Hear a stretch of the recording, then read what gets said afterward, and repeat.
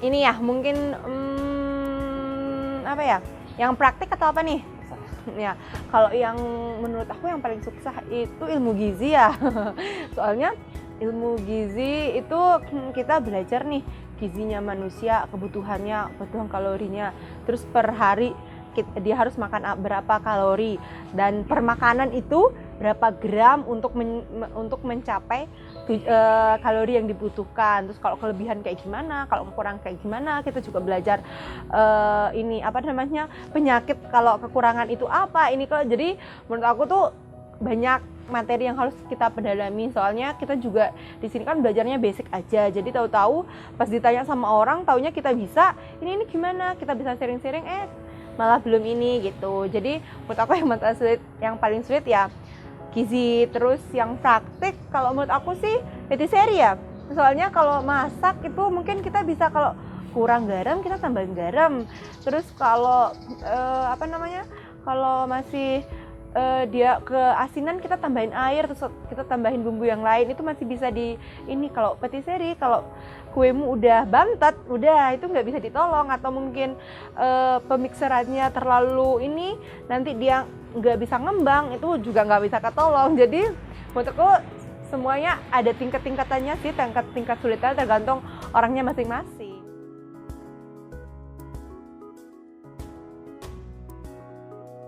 Cuman sih, soalnya aku suka dagang ya orangnya ya.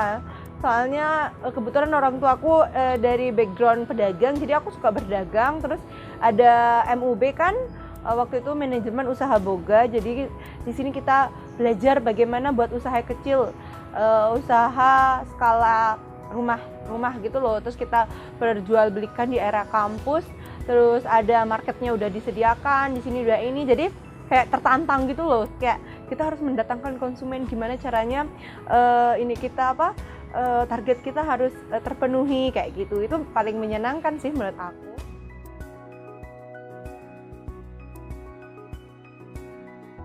Teknisnya ya kita harus pakai baju lengkap ya, dari baju, terus dari ini kelengkapan kayak gitu, apron, terus banyak banget lah ya. Soalnya kan kita di industri makanan, jadi harus benar-benar bersih gitu. Terus kita udah kayak chef gitu loh. Kayak pertama aku juga pakai gitu, wah gila sih, aku chef nih gitu. Tapi ya itu prosedur di kampus gitu, semuanya harus lengkap. Dari sepatu, harus sepatu kerja gitu, harus yang terstandar. Terus baju kita udah disediain celana, terus dari kerudung, terus pakai yang di sini itu kayak dasi gitu loh. Terus ada ya celemek dan lain-lain, banyak banget pokoknya.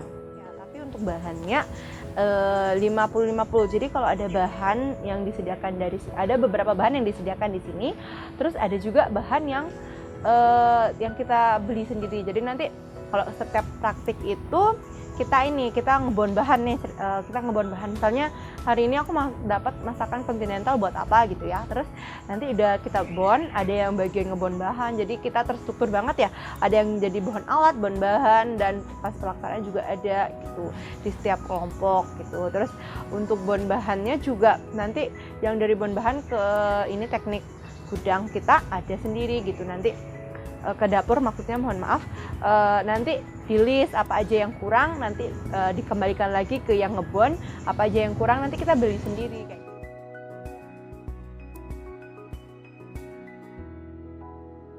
Guru, luaran. Jadi kan banyak teman-teman yang misalnya bilang, wah ini ternyata guru ya, pas tahu gitu. Termasuk aku. Dulu aku juga nggak tahu, tak kira boga Weni itu adalah ya boga aku luarannya, gelarnya apa, terus jadi chef gitu.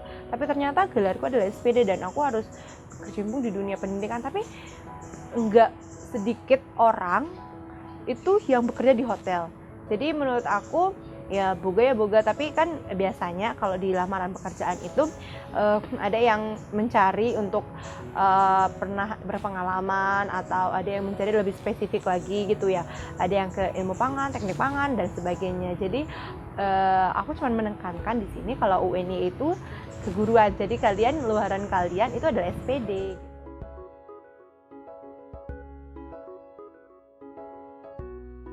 Untuk uang tugas kuliah itu biasanya yang ngeprint ya, kalau ada tugas ngeprint, terus ya tadi praktik yang mungkin nggak ada pendanaan dari sini, tapi untuk yang saya dengar-dengar sekarang udah malah lebih bagus gitu ya. Untuk alat dan bahan itu malah semua sudah tersediakan di kampus. Terus untuk jadi kita tuh tinggal ngeprint aja ya, biasanya ya clipping, makalah, proposal itu tuh ya kehidupan mahasiswa ya, jadi ya tidak bisa dipisahkan. Jadi untuk tugas kuliahnya ya itu biasanya ya untuk ngeprint dan lain sebagainya, itu alat tulis gitulah.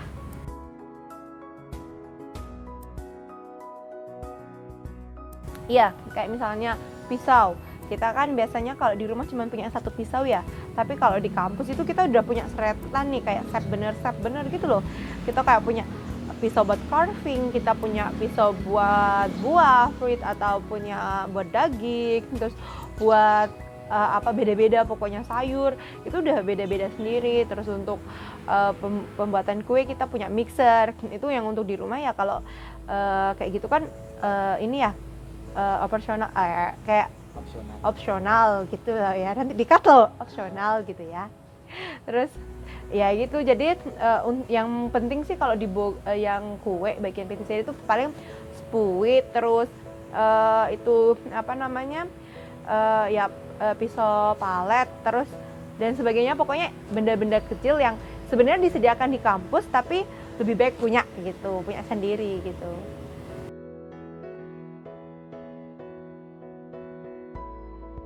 Penjurusan ada yang penjurusan ke boga, ada yang penjurusan ke patisserie. Maksudku jasa boga sama patisserie. Nah, jasa boga itu apa aja sih?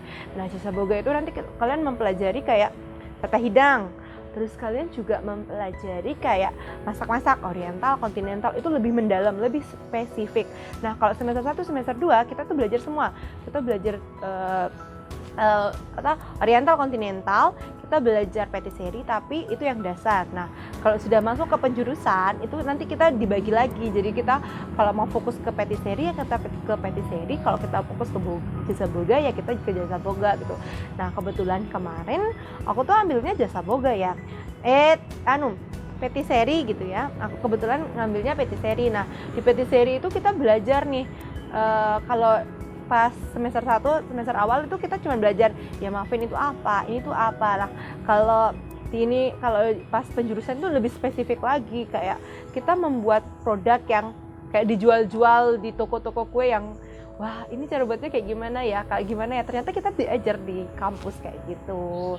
Jadi lebih spesifik sih untuk hal yang diajarkan, dan untuk produk-produk yang kita buat itu lebih banyak lagi pas di penjurusan itu. Jadi kedua bidang yang berbeda itu.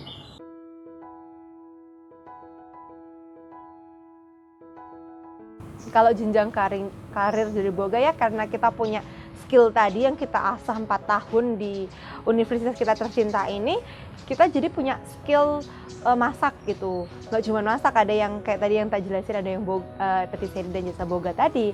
Terus kita juga bisa banyak sih, kalau ininya bisa jadi guru. Yang pertama bisa jadi guru, terus bisa jadi tentor.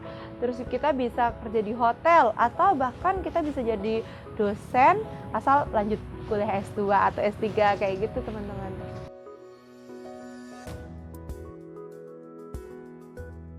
Kalau lifestyle ya, kayak di sini itu mencerminkan Jogja banget gitu ya. Kalau mau dibilang lifestyle secara keseluruhan itu kita nggak bisa ya, jadi itu tuh tergantung pribadi individu masing-masing. Ada yang pulang kampus nih langsung kafe atau ini gitu. Tapi overall teman-temanku itu orangnya sederhana, dan alhamdulillah aku bisa bisa berkumpul sama, maksudnya bisa ikut dalam mereka, dalam ruang mereka kayak gitu. Jadi bisa bersosialisasi. Jadi aku nggak harus sok-sokan padahal nggak ada uang pergi ikut-ikut gitu, enggak. Tapi teman-teman di sini alhamdulillah enak-enak gitu loh, kayak mereka ya kalau makan ya paling 10.000 lah rata-rata, paling banyak ya 20.000, itu pun pada ngeluh mahal banget gitu. Padahal kita tuh di sini enak banget. Kalau untuk yang di Jogja sih murah ya alhamdulillahnya. Jadi bisa survive lah dari kiriman orang tua.